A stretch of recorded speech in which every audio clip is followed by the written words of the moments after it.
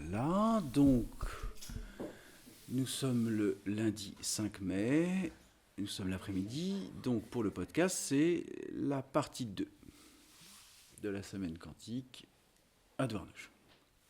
Alors, vu que chaque niveau d'évocation, que ce soit le matin ou à midi, et le partage et les échanges que nous réalisons sont d'une richesse infinie, j'aimerais, Elodie, que tu me répètes ce que tu as exprimé tout à l'heure concernant le fait que on avait à partager ou à évoquer quelque chose, si j'ai bonne mémoire. Une histoire avec Elena, etc. Avec Elena. Ah oui, alors, on peut évoquer ça. Le colonel, ils sont allés chercher le concile qu'ils ont formé. Ok. Très bien, on va évoquer ça, ça va venir par la suite. C'est ce qu'on a dit sur leur midi, on a mis 22 minutes. Oui. En tête à tête. Oui. Je parlais de la fusion de l'origine. En fait, ce matin, tu as formulé une demande parce que du coup, nous étions 4. Et donc, j'ai eu une canalisation qui m'indiquait de refusionner les 4 pour repartir. On parle des 4 originels, hein, féminin, masculin, antématière, féminin, masculin, lumière. On parle de ce qu'on appelle des 4 originels. Mais à mon avis, il y en a d'autres. De la culpabilité de la première chute. Ouais. Ok, on va évoquer ça. Donc, on va évoquer 2 choses. A été évoqué avec Evelyne, etc., sur le rapport des êtres. J'ai déjà évoqué ça antérieurement, mais peu importe, la redite est parfois nécessaire. Quand on parle de groupe conscient, comme on a dit, il y a eu la création de l'école de théosophie par Elena Petrovna Blavatsky, très grande médium, qui est venue transmettre le plan de la théosophie, c'est-à-dire de la cosmogonie, c'est-à-dire retransmettre à l'Occident qui avait oublié la conscience orientale. Donc, bien évidemment, Alice Bailey, qui faisait partie de ce groupe, qui a écrit Le Feu cosmique, qui est un livre remarquable, mais dont très peu d'êtres sur Terre sont en capacité d'en comprendre le contenu. Parce que le niveau de transmission médiumnique au niveau de ce que représente, et donc je fais une petite aparté, le feu cosmique, il y a un peuple dans le soleil qui s'appelle les Ildrines, qui sont des êtres solaires. Ils sont la conscience du soleil, et donc le feu nucléaire du soleil. Donc imaginez les vibrations des corps de ces êtres qui sont capables de faire des soins solaires, on va les appeler tout à l'heure, pour que justement vous compreniez ce qu'est le feu cellulaire. Donc, Alice Bailey, qui a écrit ce traité, donc tu me parlais du GPS, chère Martine, stellaire, tu peux te brancher sur le peuple des Ildrines. Pardon ?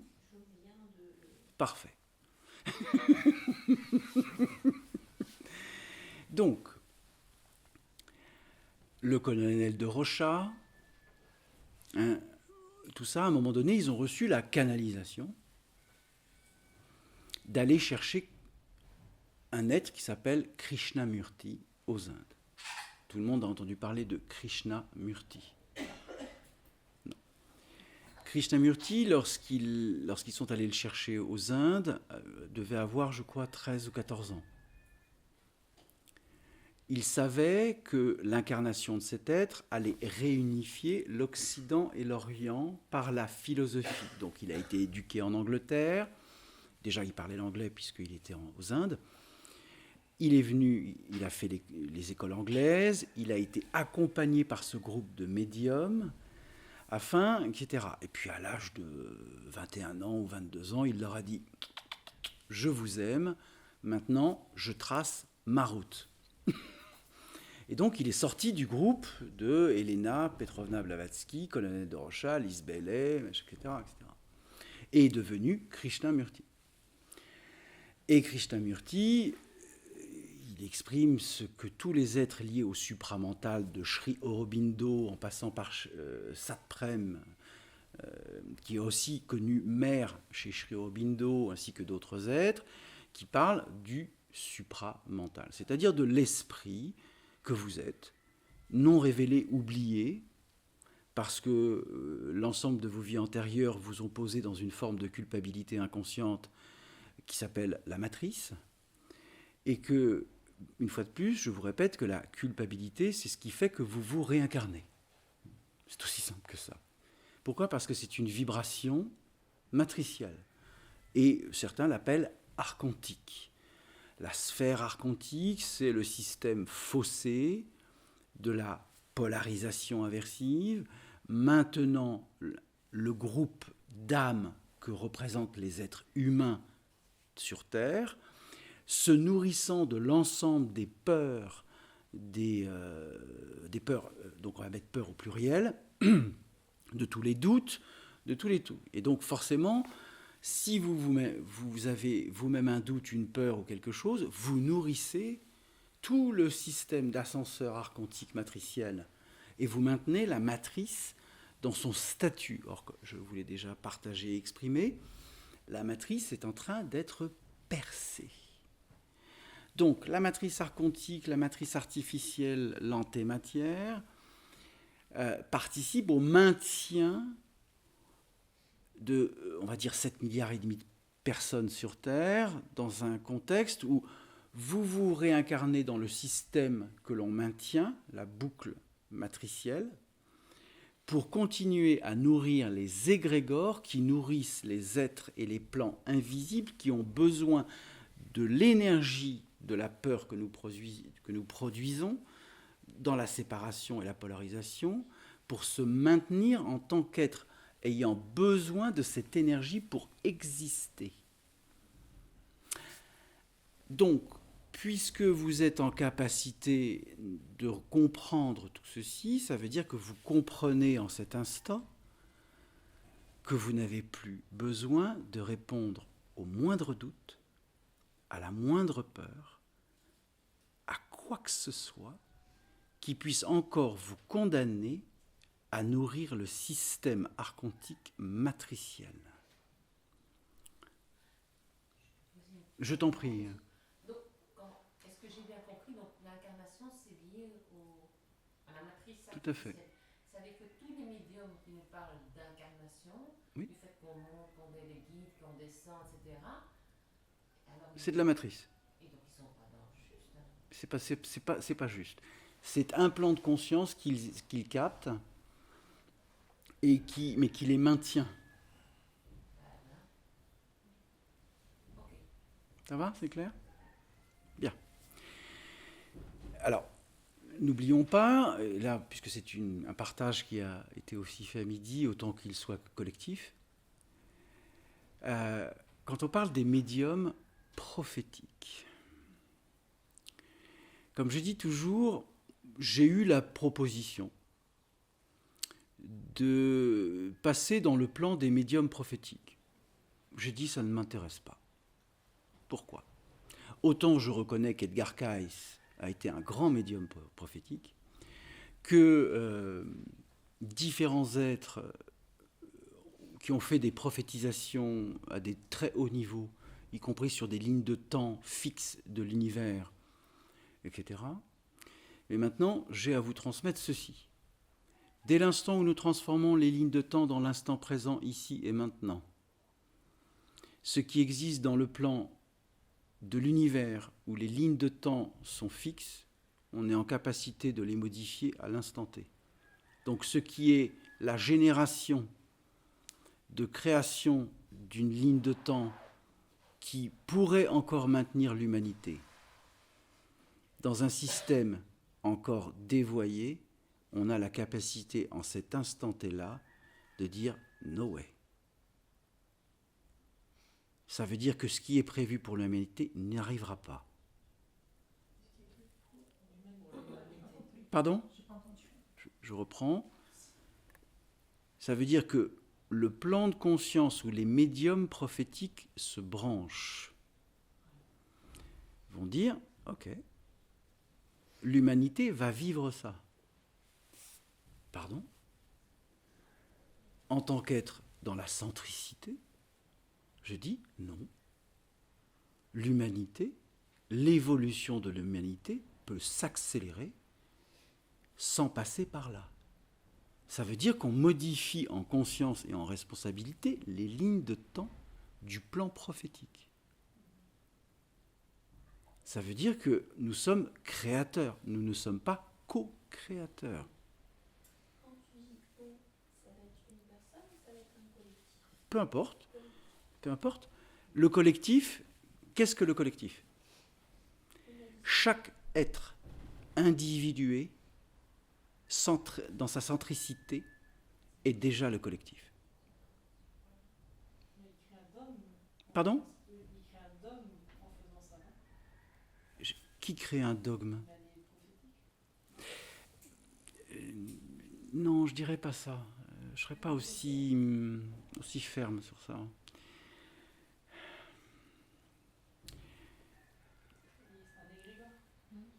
Non. Non. Les médiums prophétiques se penchent quand même sur un haut plan de lumière. Mais ça ne signifie pas qu'on ne peut pas modifier les choses.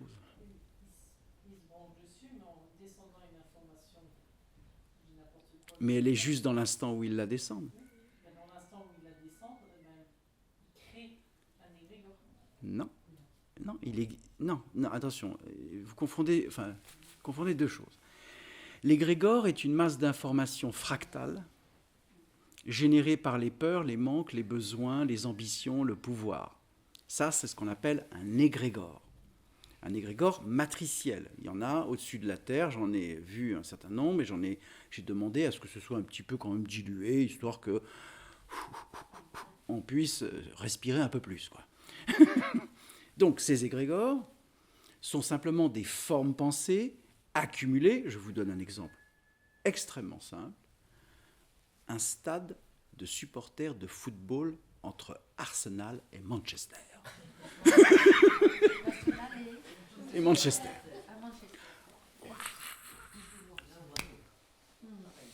L'égrégore de la passion. La coupe de champagne. L'obéissance à un drapeau, un maillot, une forme pensée. Alors là, l'égrégore au-dessus du stade est magnifique. Juste sublime. 200 000 personnes,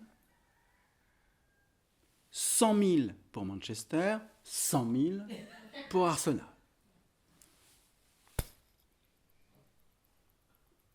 L'égrégore est construit. La passion est réalisée. Ouais, il y a un but. Ouais. L'autre côté, il y a un but. Oh. Mais c'est que ça. Donc les égrégores, c'est ça. Il n'y a pas d'égrégore dans les hauts plans de lumière. Il n'y a pas d'égrégore. Les égrégores, c'est des formes pensées d'opposition matricielle. Ça, c'est essentiel de comprendre à quoi ça correspond. Donc, j'en étais où ? Les médiums prophétiques. C'est vraiment pour comprendre qu'en tant qu'être dans la centricité, comme je l'ai dit, nous ne sommes pas co-créateurs, nous sommes créateurs. Parce que la conscience originelle est la création. Et nous sommes cette conscience originelle, hantée avant la création, puisque le contenu de l'atome originel avant son expansion contient déjà toutes les informations non créées mais déjà existants. C'est ce qui fait la différence entre l'incréation et la création. Potentiellement, tout est là. Comme dans le vide quantique, hein, c'est pareil. Hein. Dans le vide quantique, vous avez la bibliothèque atomique complète, subatomique complète, nanoatomique complète. Il existe 100 atomes dans l'univers, pas un de plus. Extraordinaire. Le système binaire informatique, c'est 1-0. Donc le système informatique correspond au principe cosmique de la création où il y a 100 atomes, c'est-à-dire 1, 0, 0. C'est quand même extraordinaire. Donc, l'informatique, un ordinateur ou un téléphone portable, est le système de communication matérialisé de l'origine cosmique des 100 atomes existants dans l'univers. C'est tellement simple. Est-ce que c'est clair, ça ? Le code binaire 1001, c'est le système informatique. Les ordinateurs quantiques ne fonctionnent plus au 1-0. Ah ben voilà. Mais je vous explique, c'est pour que vous compreniez le quantique et le spirituel, pour faire simple. Comment est-ce qu'il fonctionne alors? Protons, électrons sont fusionnés. Ce qui fait que ce qui est possible à une vitesse non pas atomique, mais subluminique. Ça va plus vite que la vitesse de la lumière. La combinaison des informations est en milliards de millisecondes. C'est instantané. Il n'y a rien de mécanique, donc il n'y a rien d'électromagnétique. Ce n'est pas un ordinateur quantique n'a pas de champ électromagnétique. C'est de l'électricité pure. Donc il n'y a aucune résistance. Il est branché sur l'être. Pardon ? Il est branché sur les êtres alors. Ou sur l'énergie globale. Non, il est fourni. Alors, un ordinateur quantique a besoin de je ne sais pas combien de mégawatts électriques pour fonctionner, tellement la puissance électrique nécessaire à un ordinateur quantique pour fusionner les atomes, protons, photons, etc., pour générer le supracalculateur. Les Chinois, il n'y a pas très longtemps, là, ont sorti une génération d'ordinateurs quantiques qui dépasse l'entendement. Je veux dire, donc ils ont sorti un supracalculateur quantique. Ils y sont arrivés. Ça y est. Donc si les Chinois y arrivent, les Américains, les machins, etc. Donc les vitesses de calcul et de procession des informations n'est plus... C'est très simple, c'est la différence entre un processeur d'un téléphone. Tous les 6 mois, le processeur d'un téléphone augmente de 25% sa capacité de procession. Un ordinateur quantique, c'est 10 milliards de fois à chaque génération. Ça dépasse l'entendement. Mais il les commercialise déjà? Non, c'est dans des labos, c'est dans des trucs. À terme, je dis bien à terme, d'ici quelques années, il y aura des ordinateurs quantiques portables. Ça, c'est la phrase matricielle. On n'a qu'à attendre. Il n'y a rien à attendre. N'oubliez jamais que si vous êtes dans l'attente de quelque chose, vous êtes dans le désespoir de ne pas obtenir. Pas de désespoir de ne pas obtenir d'ordinateur. Mais pour n'importe quoi. Hein. Si vous êtes dans une attente, vous générez le désespoir de ne pas obtenir. C'est automatique. Que ce soit une attente affective, que ce soit...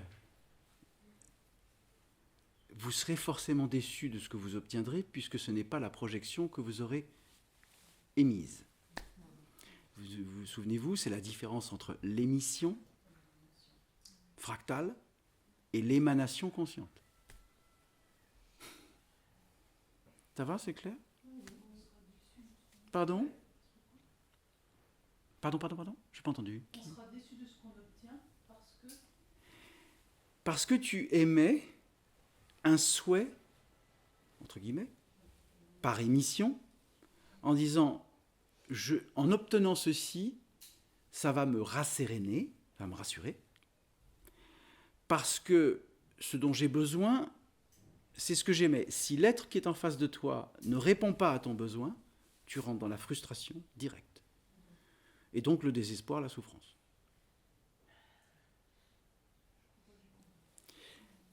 Je vais essayer de le répéter différemment. Imagine l'être que tu aimes, tu as envie de lui faire un super plat, tu as une super idée.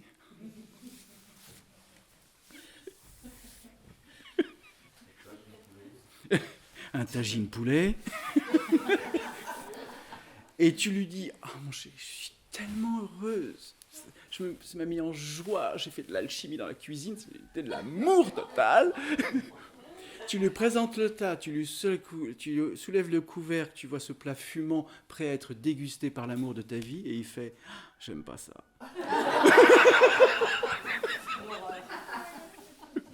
T'as compris? Et là tu fais...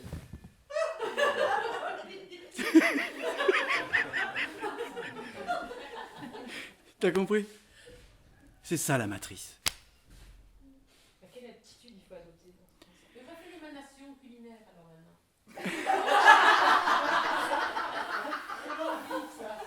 Je termine sur l'émission.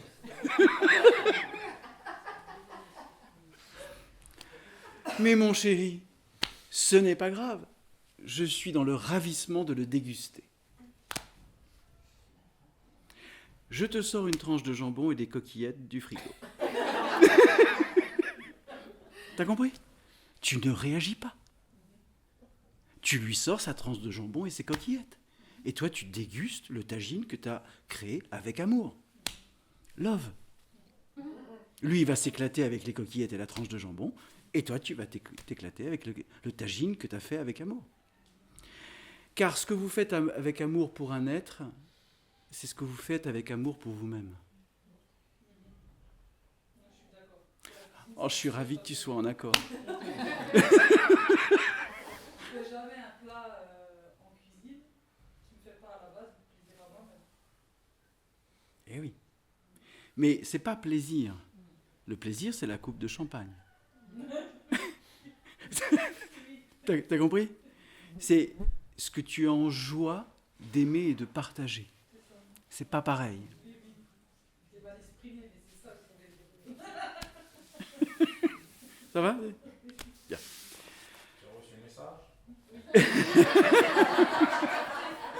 Avec les antennes. Donc, tu souhaitais que Émanation culinaire, ce serait quoi alors? Alors, quelle serait la version... Tu vois, c'est l'instant. C'est merveilleux.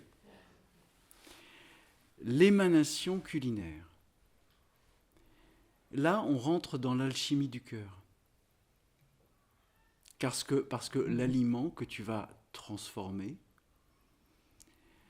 la fusion des condiments, des épices, que ce soit les légumes, la viande, le poisson, peu importe, tu vas créer un plat alchimique.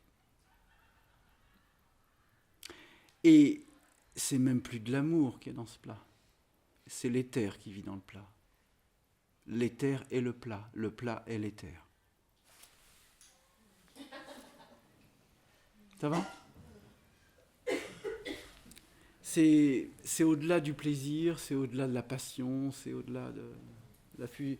Voilà, tu crées une alchimie, c'est l'énergie de l'éther qui fusionne les aliments.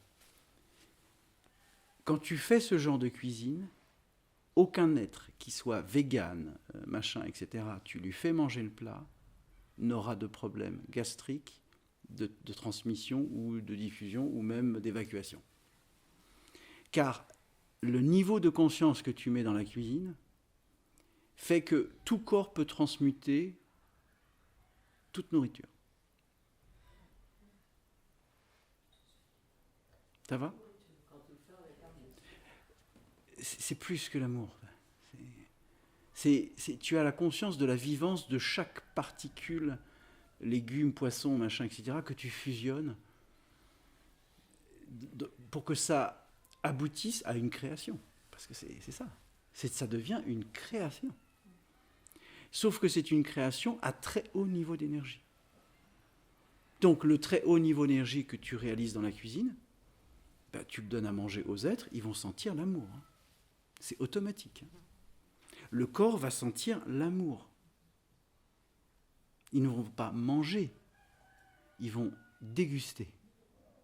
C'est pas pareil. Ça va? Alors, Élodie est partie dans d'autres plans.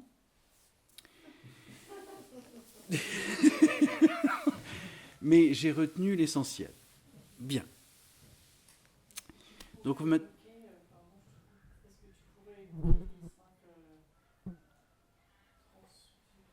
Ah. Okay. Alors, t'inquiète pas, je vais exprimer. J'avais déjà partagé les différents niveaux qui permettaient à un être, mais ça s'applique à tout. C'est comme le savoir, la connaissance, la conscience et au-delà. Il existe 4 mots qui définissent les états de vibration, de basculement d'un plan à un autre, toujours dans le principe de l'élévation et de l'ascension. Transformer, c'est passer d'un état à un autre. Ça, c'est simple. Alors, qu'est-ce qu'il y a déjà? Transformation. Pardon? La transmutation. Alors, la transmutation, c'est déjà pareil dans la cuisine. On transmute l'ensemble des aliments en combinaison pour amener à quelque chose d'unifié, un plat. Ensuite, donc transformation, transmutation, transfusion. La transfusion, c'est passer d'un état vibratoire à un autre. Ça, c'est la transfusion. On est déjà dans le système des ascenseurs, là. Donc, transformation, je les oublie. Transmutation, transfusion. Ensuite, le niveau de la transsubstantation. Transsubstantation. On verra ça après. Transsubstantation. On va exprimer que c'est l'état alchimique de la mutation du plomb en or. C'est l'ultime étape qui permet à un corps physique de sortir de l'état carbone. N'oublions pas que nous avons des corps de niveau de carbone, de l'atome carbonique, pour passer à l'état de cristal, le corps cristallin. Vous avez tous entendu déjà ceci. Sauf que la transsubstantation, c'est le corps diamantaire, qui lui-même est composé de carbone. Sauf que le diamant est passé du carbone à un autre état. D'accord? Donc, le corps de cristal, c'est le corps intermédiaire. La transsubstantation, c'est le corps diamantaire. C'est la pure lumière. Adamantine. Adamantine. Adam, l'origine. Adamantine. C'est pour ça qu'on dit qu'il y a le diamant dans le cœur sacré. C'est ça. Tu pourras aussi, après, si on a le temps, parler du cœur sacré, solaire, machin, bazar. Du choc. Bon, alors on ouvre le bazar.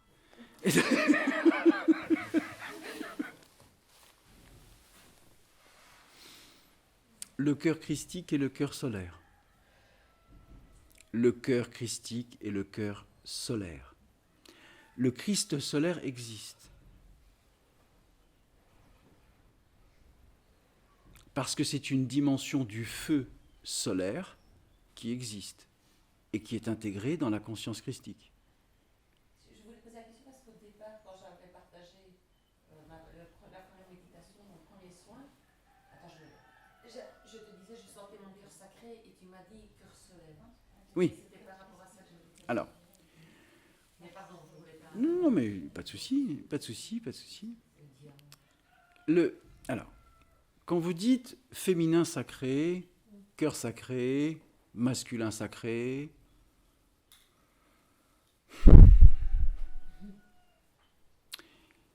le féminin est le féminin, quelle que soit sa dimension, sa fréquence, sa réalité. Il n'a pas besoin d'être sacré. Le masculin, c'est pareil. Ça existe dans tous les plans, dans toutes les dimensions. Ça s'appelle le masculin. C'est pas la peine de rajouter sacré. C'est bon.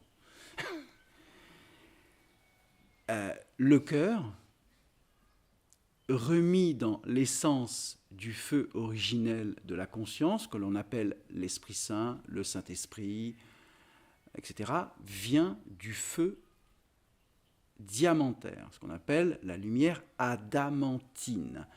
La lumière adamantine, comme je l'ai exprimé, c'est Adam. C'est la lumière originelle. La lumière blanche qui a des reflets diamantaires, parfois bleutés même. C'est la lumière diamantaire.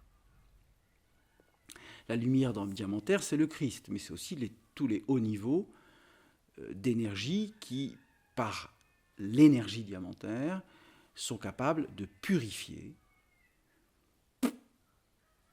toute dimension, toute fraction, toute contraction, toute cristallisation. Donc, de rétablir le cœur, mais on ne parle pas du cœur physique.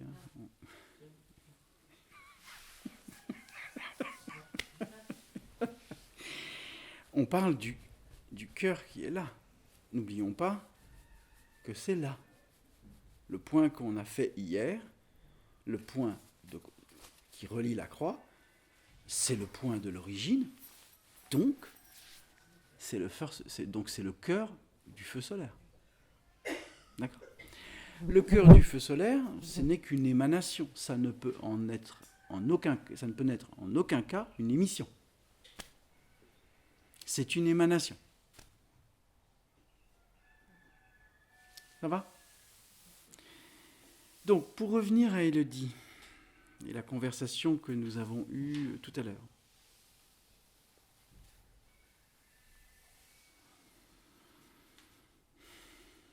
Nous sommes allés ce matin aux deux couples originels et on n'a fait que cette demande pour accéder à ces deux couples originels, en sachant qu'ils sont plus nombreux que cela.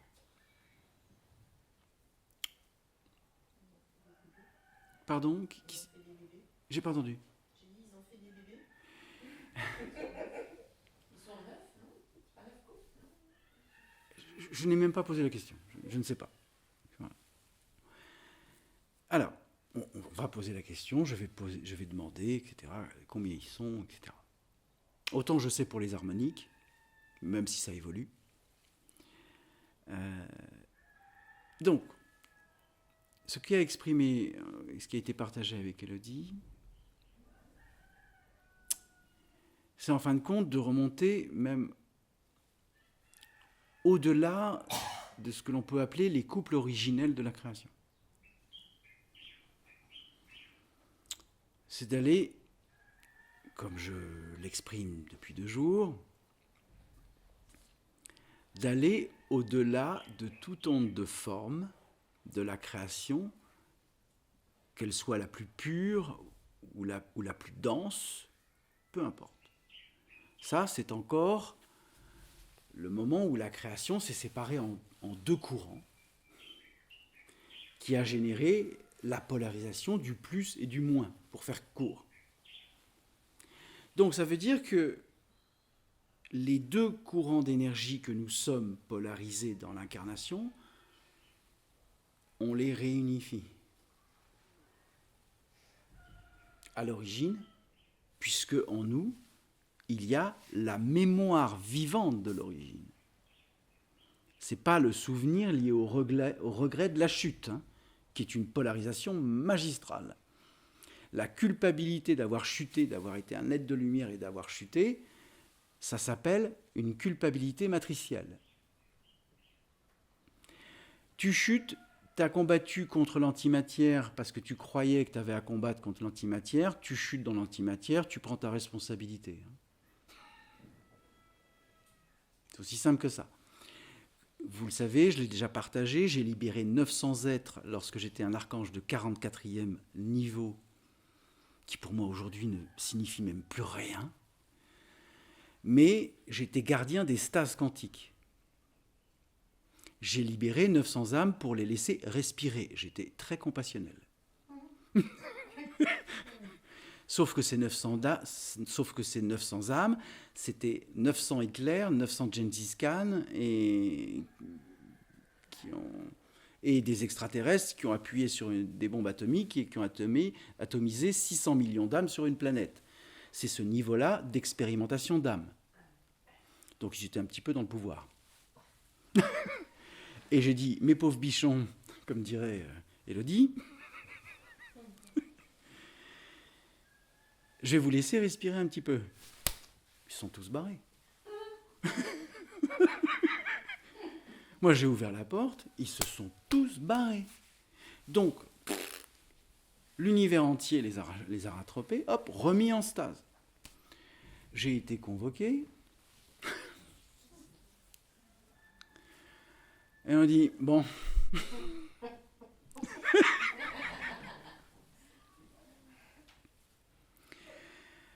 On comprend que tu as eu une compassion un petit peu excessive. Ils n'ont pas fait leur temps dans les stases. Tu vas redescendre dans l'incarnation. Et ça faisait 16 millions d'années que je ne m'étais pas réincarné. Il a fallu 5 corps physiques pour que je me réhabitue au scaphandre, là. Ben oui, mais oui. Il a fallu 5 incarnations pour que je me réhabitue à une onde de forme. Après 16 millions d'années. Hein. Tu n'es pas resté longtemps à chaque fois sur Terre. Pardon ? Tu n'es pas resté longtemps à chaque fois sur Terre. Je ne sais pas, je n'ai pas posé la question. Ah, ok, d'accord. Mais je sais qu'il aura fallu 5 incarnations pour que je me réhabitue au scaphandre. Alors que quand tu es sans matière et que tu n'es que lumière et présence, l'infini vit en toi. Hein, tu n'as pas besoin de limite.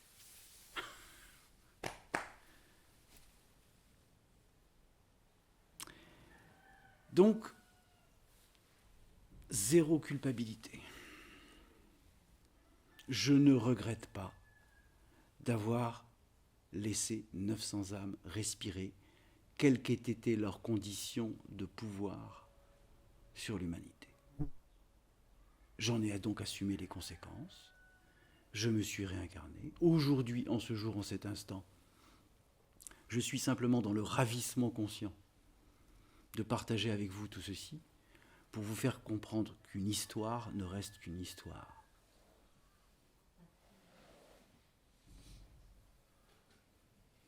Ça va, c'est clair ?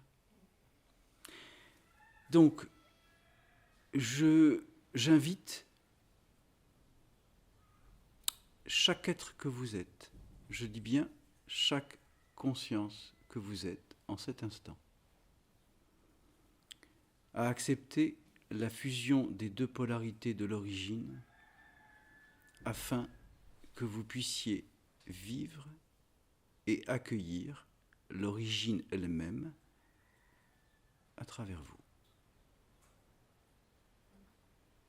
Si vous le souhaitez. Comme n'oubliez jamais que l'invitation n'est pas une imposition, que donner un ordre, ça fait désordre.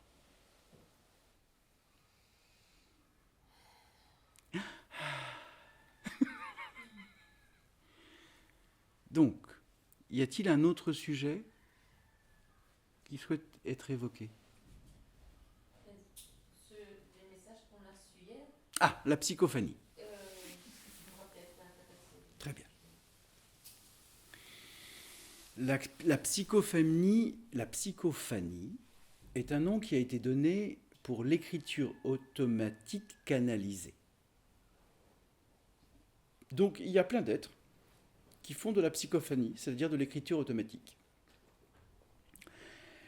Chico Xavier, vous connaissez Chico Xavier, Brésil, grand médium brésilien, dont les films Nos Solar, Notre demeure, en portugais. Je vous invite à voir les films, Nos Solar.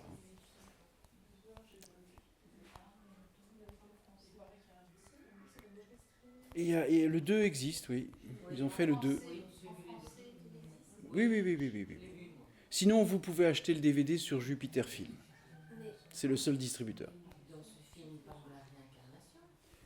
Oui. Il y a pas... Alors, on va poser l'intention de comprendre quelle a été la canalisation, parce qu'on parle de la psychophanie et de l'écriture automatique canalisée. C'est pour ça que j'ai donné le principe aussi de Chico Xavier, qui était un médium qui, depuis l'âge de 5 ans, voyait tout ce qui se passait. Et il était dans les années 50 au Brésil avec un catholicisme extrêmement fermé.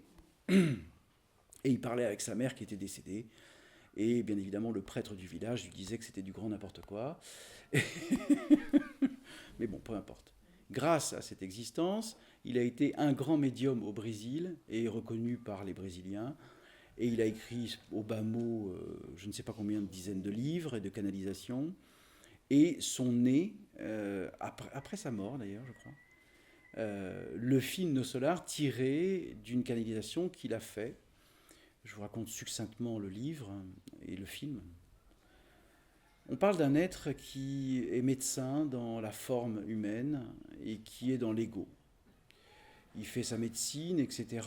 Et en fin de compte, parce qu'il n'est pas heureux dans sa vie, il est déjà en train de se suicider. Et donc forcément, il boit de l'alcool, il fume, il vit une vie très bourgeoise, il s'emmerde. Et il fait de la médecine comme s'il était en train de rentrer des sardines en boîte, c'est pareil. C'est pas, la médecine faite sans amour n'est pas de la médecine.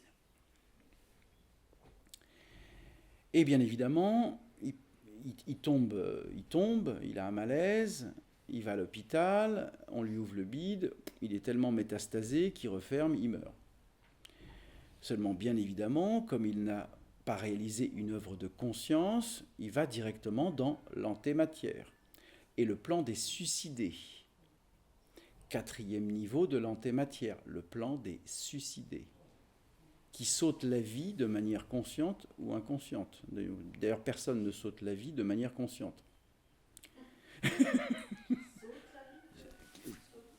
Qui s'enlève la vie de manière consciente. C'est toujours un drame, et la majorité du temps, sont des êtres abductés, qui se suicident et qui vont dans l'antématière, etc. Ils passent un temps dans l'antématière, ils voient les archanges débarquer dans l'antématière qui tendent la main pour amener les êtres à un autre plan de conscience. Ils refusent pendant un temps, il est là, il est dans la peur, il refuse la lumière.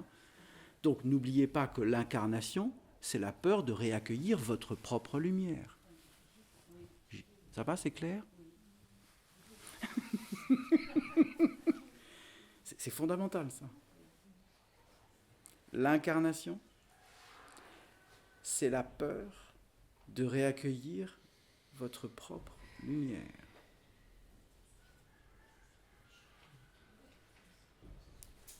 Donc, à un moment donné, il accueille la main de l'archange.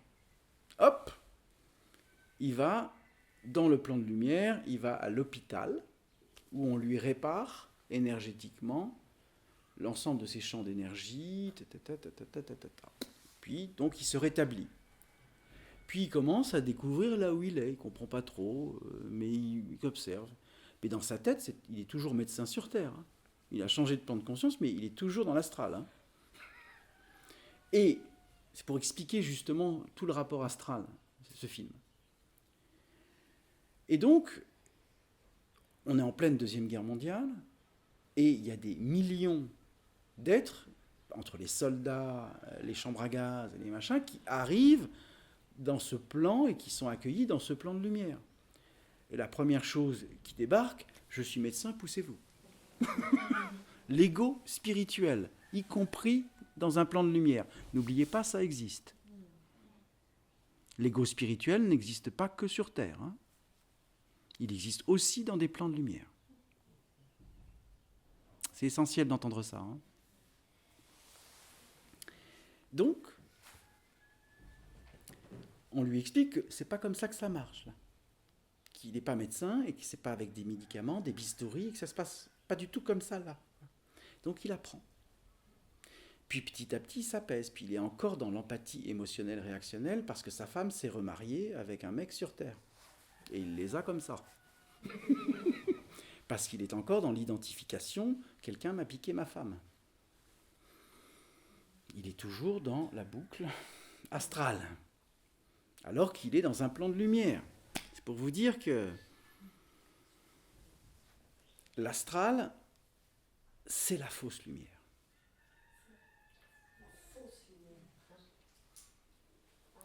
Donc, c'est ce qu'on appelle, c'est ce qui est décrit dans Pamalin, ça s'appelle le mensonge cosmique.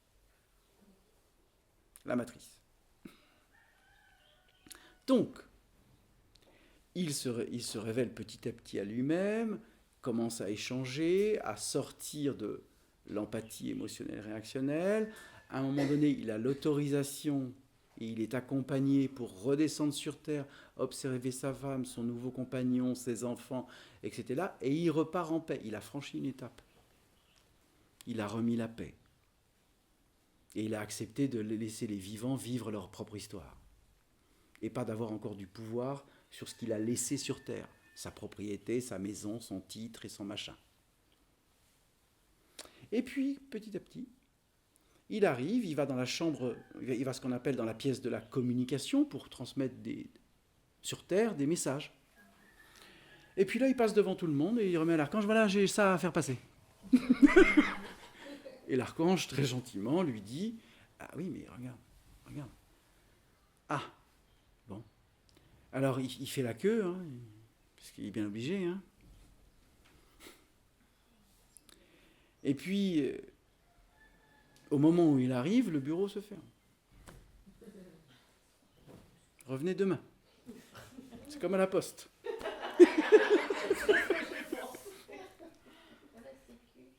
Qu'est-ce que tu sens, Pascaline? J'ai des reflux gastriques. Ok.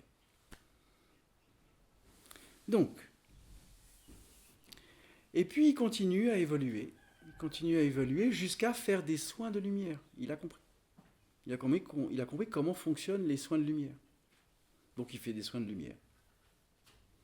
Et puis petit à petit, et il arrive à un moment donné dans cette existence de lumière où il demande le principe de pouvoir communiquer sa propre histoire pour enseigner l'humanité, et il est tombé sur le médium Chico Xavier. Donc c'est à partir du moment où il a été conscient qu'il a pu transmettre. C'est exactement la même chose sur ce plan, c'est à partir du moment où vous êtes conscient que vous transmettez.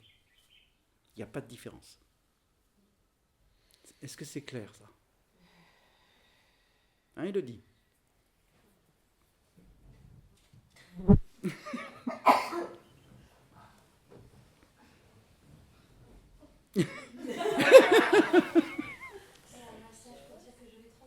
C'est ça. Merveilleux. Donc voilà.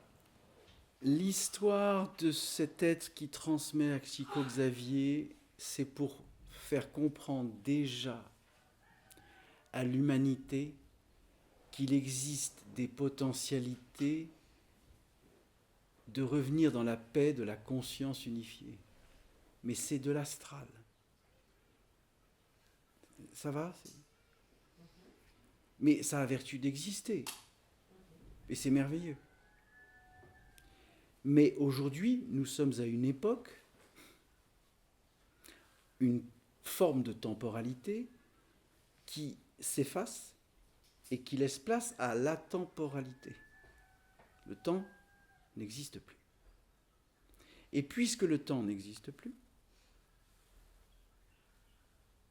nous ne pouvons plus fractionner la création. elle redevient. Il n'y a pas de début, il n'y a pas de fin.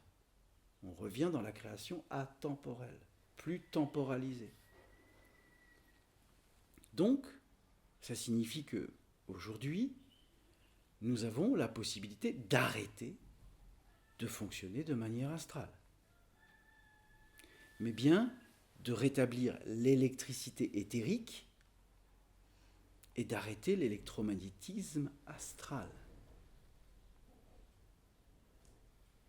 Je vais me permettre de vous le picouser, ça, jusqu'à ce que ce soit intégré dans les cellules. Le transfusion, c'est plus rapide. Pardon ? La transsubstantation. À chacun, et c'est réglé.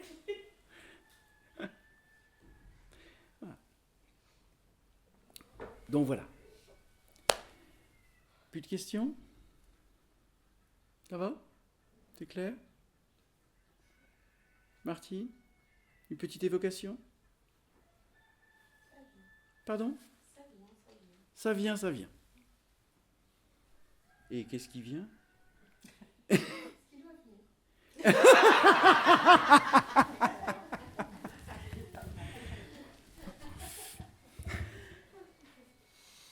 Bien. Bon. Vous avez aussi sorti du tissu sol et mémoire osseuse. Enfin, du squelette. C'est juste. C'est juste. Allez.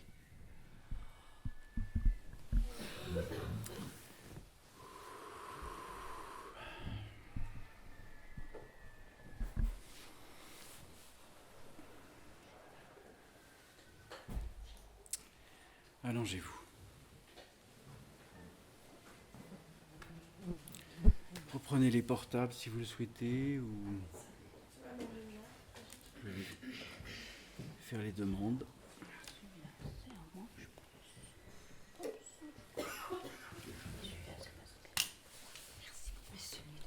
Tu souhaites que je l'arrête ? Chantal, souhaites-tu que je l'arrête ?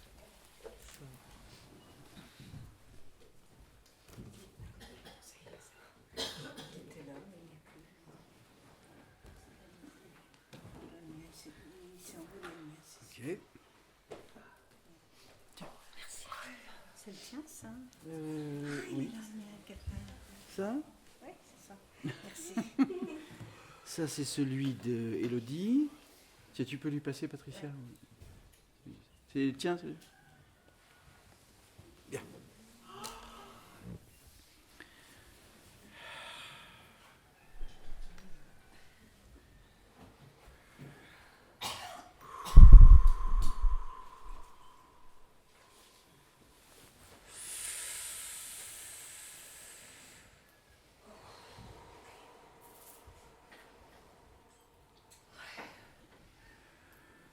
Dans les 21 chambres mystiques, je demande la dissolution de l'ensemble des champs mémoriels osseux du squelette, la totalité du squelette, crâne, dentaire, mâchoire, colonne vertébrale, tout le squelette sans exception, qu'il n'y ait plus aucun champ mémoriel cellulaire du squelette actif, avec bien évidemment la dissipation, la dissolution, il y a aussi la désimplantation. Je demande la désimplantation de toute structure ou code matriciel dans les champs d'énergie, le squelette, qui maintiennent encore la croyance de l'identification matricielle par les codes matriciels.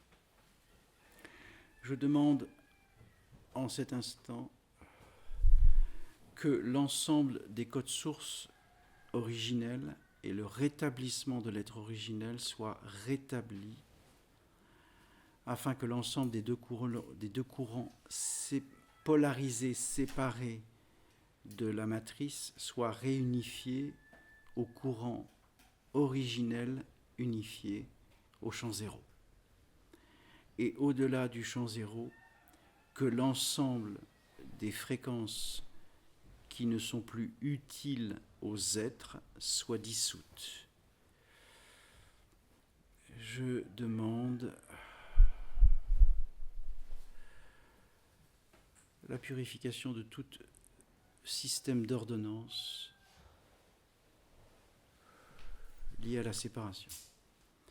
qu'il n'y ait plus le moindre cursus de culpabilité pouvant encore apparaître et maintenir les êtres, s'ils le souhaitent, dans un système inversif qui les mettrait encore en condition de souffrance. Donc je demande que le code originel soit rétabli, afin que la notion de culpabilité liée à la souffrance soit totalement dissoute.